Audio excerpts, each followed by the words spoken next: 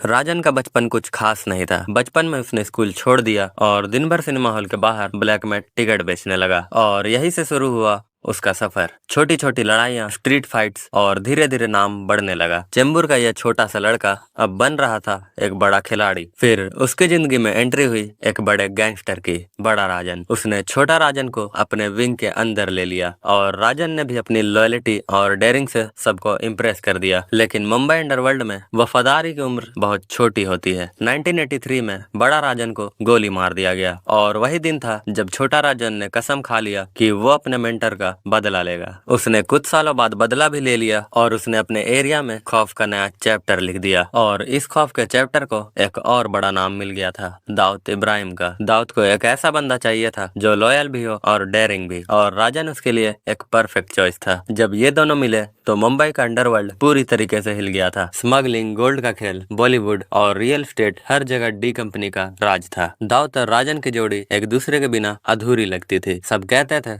दाऊद का left hand का नाम छोटा सा किला है तो वही राइट हैंड का नाम छोटा राजन है। लेकिन इस दोस्ती के सफर में एक नया मोड़ आ गया था। 1993 में मुंबई में एक सीरियल ब्लास्ट हुआ जिसमें दाऊद पर आरोप लगा कि उसने अपने नेटवर्क के थ्रू ये ब्लास्ट करवाया। और यही वो दिन था जब छोटा राजन ने दाऊद से अलग रास्ता चुना। राजन कहता था मैं देश से गद्दारी नहीं करूंगा, और यही वो दिन था जब इनकी दोस्ती दुश्मनी में बदल गई। फिर शुरू हुआ एक खूनी खेल। बैंकॉक के होटल्स में गोलियां बरसने लगी, दुबई के क्लब्स में खून बहने लगा। फिर 1990s के एंड में दाऊद ने राजन को खत्म करवाने के लिए बैंकॉक में बड़ा अटैक करवाया। राजन पर गोलियों की बरसात हुई, लेकिन किस्मत भी गैंगस्टर थी। राजन बच गया और दाऊद के नेटवर्क को समझ आ गया कि अब ये दोस्ती कभी नहीं लौटने वाली। राजन ने खुद को एक पेट्रोटिक डॉन कहना शुरू कर दिया। वो कहता था उसके टारगेट्स दाऊद और पाकिस्तानी कनेक्शन है, लेकिन असली सच ये था कि राजन भी एक गैंगस्टर ही था जिसके खिलाफ मर्डर, एक्सटॉर्शन और स्मगलिंग के ढेर सारे केसेस थे।